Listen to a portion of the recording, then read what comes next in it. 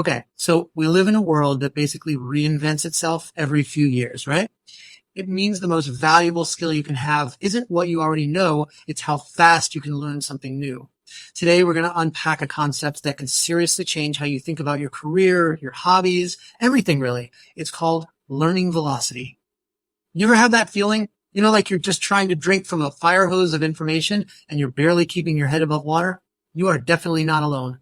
The tools we use, the rules of the game, even the basic facts, they all seem to have an expiration date now. But what if the goal isn't to know everything?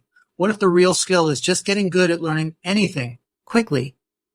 For generations, learning was all about becoming a walking encyclopedia, just cramming your brain with as much information as possible. But look, in a world where you can look up any fact in about 3 seconds, that whole model is, well, it's obsolete. It's a losing game. So if being a human hard drive is no longer the point, what is? Well, the answer means we have to completely shift how we think about learning itself. And that brings us to a whole new framework. It's one that's built on adaptation, not just collecting facts. It's called the velocity model. And it's not really about just learning faster. It's about learning in faster and much, much smarter cycles.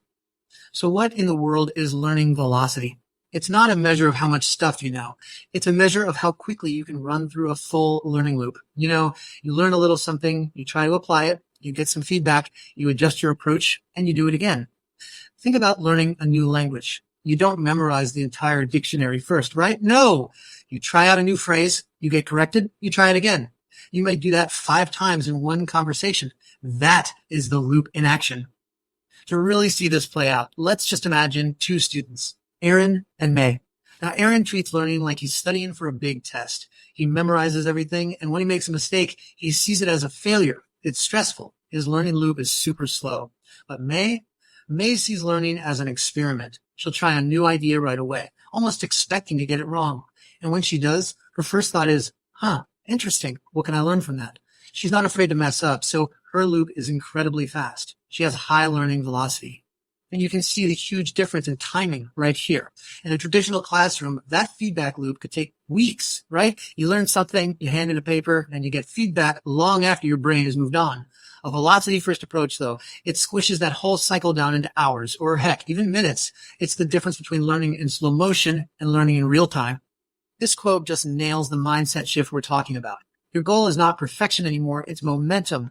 Mistakes aren't roadblocks, they're just data points. They're literally the fuel for your next learning cycle.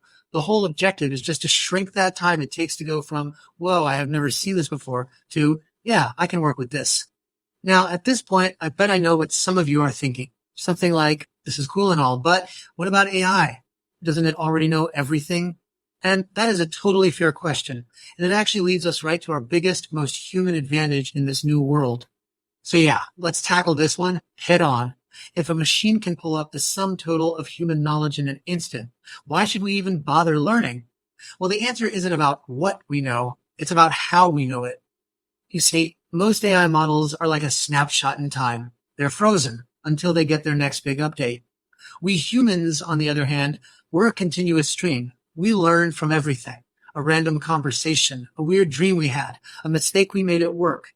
We can connect an idea from, chemistry to a problem we're having with a recipe in the kitchen. That's where our intuition, our ability to pull together totally different ideas, that gives us a unique edge.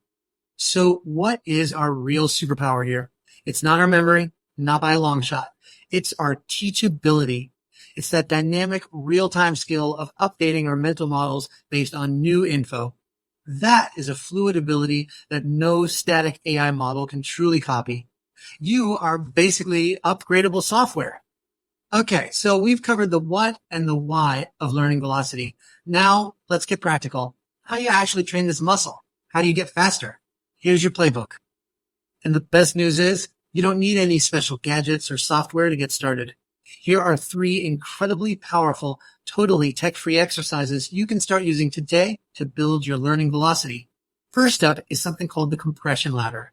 Pick any new idea you're trying to learn, and then try to explain it out loud in 90 seconds. After you do that, do it again, but this time you only get 45 seconds. And for the final round, you have to boil it down to its absolute essence in just 20 seconds. This forces you to find the real core of the idea and trains you to adjust and prioritize on the fly. It's harder than it sounds. Next up, the 3-lens refactor. Take something you've written recently. Could be an email, a report, anything. First, revise it just for technical accuracy. Is it correct? Then look at that same text and revise it for pragmatic effect, like does it actually convince someone or achieve its goal? And finally, revise it a third time, but this time for emotional impact. This is like a workout for your mental flexibility. It teaches you to look at the exact same problem from totally different angles.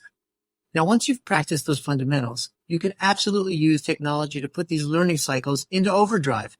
The key here is to see AI as your tool. It's your co-pilot. It is not your replacement. So how do you actually do that? Well, try using AI as a rapid feedback mirror. You can paste in your writing and just ask it, hey, find my awkward phrases. Because let's be honest, we're all blind to our own verbal tics. Or use it as a prompt lab. See how tiny little changes in your questions can create wildly different answers. That teaches you precision. Or you can use it to generate infinite practice quizzes on any subject, turning a feedback loop that used to take weeks into one that takes about 30 seconds. Building these skills is one thing, but weaving them into the fabric of your daily life, that's where the real transformation happens. So let's talk about how to turn this from a cool concept into an actual habit. First thing, ditch the idea of the giant weekly study session, the multi-hour cram fest. Instead, think in daily microcycles. 10 minutes of focused practice on a new skill repeated every single day builds velocity way more effectively than one huge, painful session on a Sunday. It's all about high frequency, not just long duration. And we also have to change how we measure success. Instead of a portfolio that only shows off your perfect, polished final product, try creating a velocity portfolio. This is where you show the messy first draft right next to the much improved fifth draft. It tells the story of your growth. It values the process of learning, not just the perfect outcome. In the end, it really all comes back to that surfing metaphor. The best surfers aren't the ones who never fall. They're the ones who have fallen 1,000 times and have gotten so good at getting back on the board that it just looks effortless. That resilience, that speed of recovery, that is learning velocity. And this isn't some trend that's way off in the future. The wave of constant change is already here. It's reshaping every industry, every single job. So the only real question left is, are you going to learn how to surf it